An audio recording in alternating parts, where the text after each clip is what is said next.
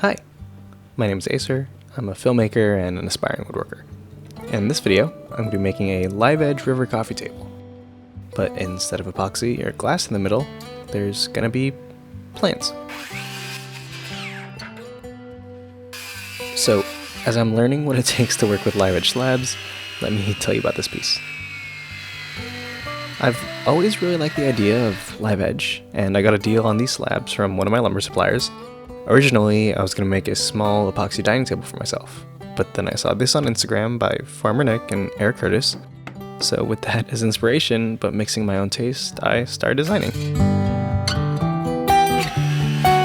So when I started designing, I originally had these 4 panels as legs, but then something told me maybe flip it upside down.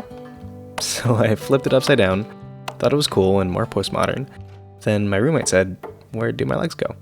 And then I modified again and ended up with the design you're seeing in this video. And that's kind of what made this piece fun. I wasn't hard pressed to stay with my design. I had a very loose plan and was kind of freestyle building, but for past projects I built in my head and wrote down the steps so I could refer to them while I'm working, but this felt pretty freeing. And I don't think I'm going to do this all the time. I think there's a middle ground I can hit to be a little more efficient. But doing it this way really felt like it brought out another level of artistry. It's different, but gives me a similar feeling as filmmaking. Starting with just an idea, then putting all the pieces together, and once you put on that final color, everything just feels right. Whoa, that's kind of sick. And also similarly, once you're done, you're left with a piece of art. And with crafting furniture, it's something a little more tactile, serves a different function, and overall is just another way for creative expression. A different medium, but for the same purpose. And what I've realized is that, by whatever means, creative fulfillment is something really important to my life. And another form of artistry I haven't even scratched yet: epoxy. This is my second time ever using epoxy. First time ever not having a leak, so I'll let that speak for itself. I hope this comes off easy. It'd suck if not. So, it did come off easy. You'll see it later. And learning how to be prepared for leaks is one of the many things I've learned making this piece. And that's a really strong metaphor for what woodworking has been for me. Lately, life has been leaking, things have been changing, and I don't think I was fully prepared. But I don't think anyone is ever fully prepared. Preparation comes from anticipation, but experience is really what teaches. And I don't think I've experienced this drastic of a leak in my life, and things in my head really started to spiral. Until I just happened to find this passion for woodworking and making furniture. It's stopped a leak, not the flood. But now I know that this is something that I really love to do in my life right now. Something that helps stop the spiral and something I can hold on to.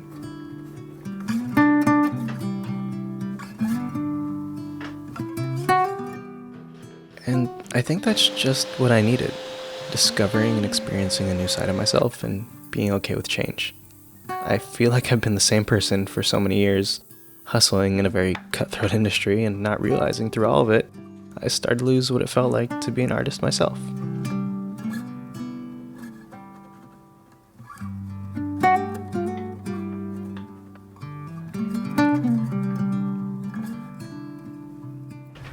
Oh god. Alright, so last thing I'm going to do today is start this glue up, and I was thinking I wasn't going to do dominoes because when I cut the shape, if I'm not careful with my domino placement, I'm going to run into one. But I think I want to prioritize this glue up getting done faster. So I think I'm going to put dominoes, and if I do run into a domino while I'm cutting out the shape, then I guess I will just, yeah, it'll be a problem when I get there. Because I think the dominoes will help make this go a little smoother. So, sorry. One more analogy. That is kind of what I'm doing with woodworking and this new company. I realized it could take the same path. Eventually, the joy and artistry can be taken away by the business side of things. But that's a problem for when we get there. I'm not gonna let that stop me from trying.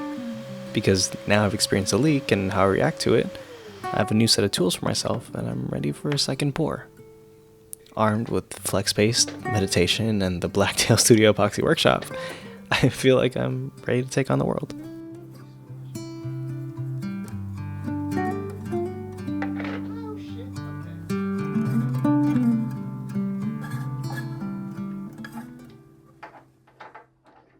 I feel like every time I do a glue up, I say it's the most stressful glue up I've ever done.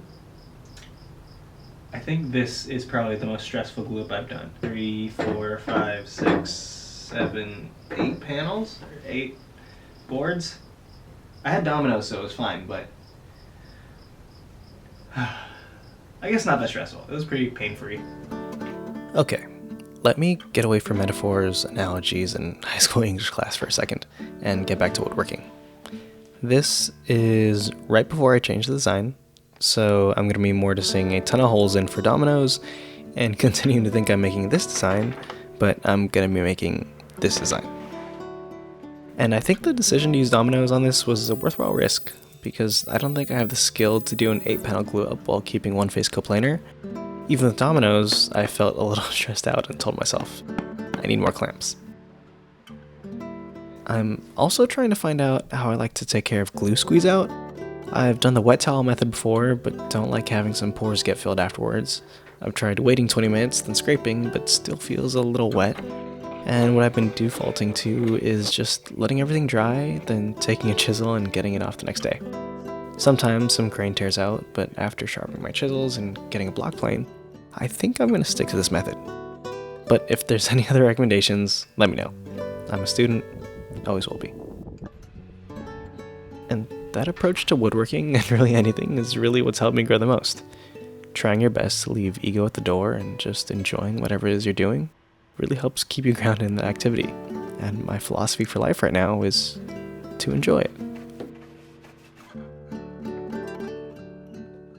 Getting wrapped up in what happened in the past, what's happening in the future, what somebody thinks about me or what I'm doing has been a huge source of anxiety. And recently I feel like I've finally been able to frame the phrase, "don't care what other people think," in a way that makes sense to me. That's always felt a little blunt and straightforward, but now I've thought about it more as I can't control people's perception of me, and if I try to, then I'm trying to control them and change their mind, which isn't something that I want to do or feel like I have the right to do. And there's always middle ground and gray areas, but for the most part, this frame of mind has calmed down a lot of anxiety I've had and has really allowed me to just do what I want to do because I want to do it. Not because of success, accolades, money, or being seen a certain way, but just because I want to. And I feel like I'm a little too good at transitioning back into philosophical talk because I didn't even realize I was doing it. So, woodworking. Here, I'm cutting out rough shapes. This is kind of carving, but not really. And using my jigsaw to cut out the lines that I drew, cutting relief cuts so the jigsaw doesn't get bogged down if there's any tension.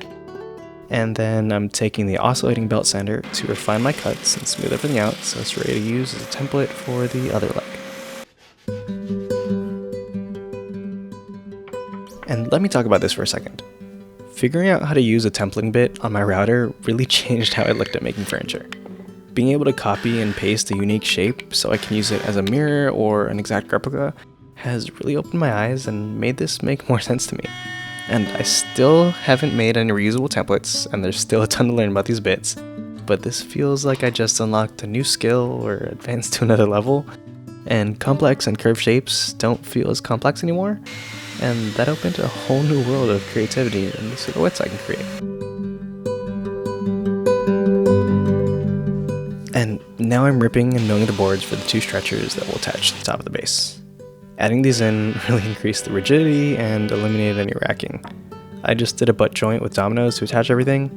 Felt easy and I like the look for this. And let me address one controversial topic, the domino. Since I got it, it's made making some joints and panels line up and come together really, really easy. I had a commission for a prop for a film set one day, and it was a less than 24-hour turnaround. I used some reclaimed wood, and having the domino made putting everything together really fast and really accurate. And I love the methodical approach and nature of woodworking, but I think what I like the most is seeing and feeling the finished piece. It's fun documenting the process, and the culmination of the process, seeing something that was just an idea or a render in Fusion come to life. That's something special. And I love being able to give it away or sell it and then start the next piece. It's a fun adventure, and because I'm so fortunate to have all these tools, the only thing that's stopping me is my skill and willingness to try. And by trying, my skill gets a little better every time. I also get to learn about myself and what works best for me for certain things. How I like to sand, finish, design. There's a ton of different ways to reach the same goal, and everyone has their own specific way, picked up from other people or intuition kicking in. Regardless how it came about, what matters most is what comes out of it. It's like people. Everyone has different experiences and different perceptions, but as long as they're not hurting anybody, it's mostly fine. It's easy to get caught up in they did this, they did that. This isn't right in my book, but if what they're doing is neutral or even a net positive for some people, maybe it's just different. Something not for us or how we do things, but that's okay. All that long-winded way to justify saying, I'm gonna keep using the domino, keep making richer, and even though it's not the traditional Morrison tenon, it helps get to the end goal of making a functional piece of art.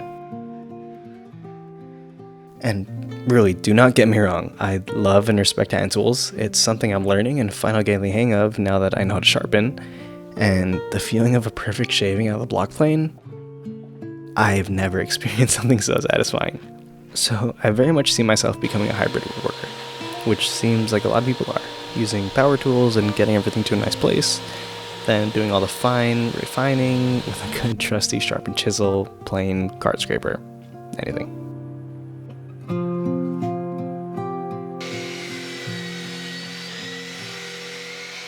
And as we get to the end here, as I send a brad nail right outside the plywood, I want to note that I'm also enjoying the community that woodworking and crafting in general seems to have.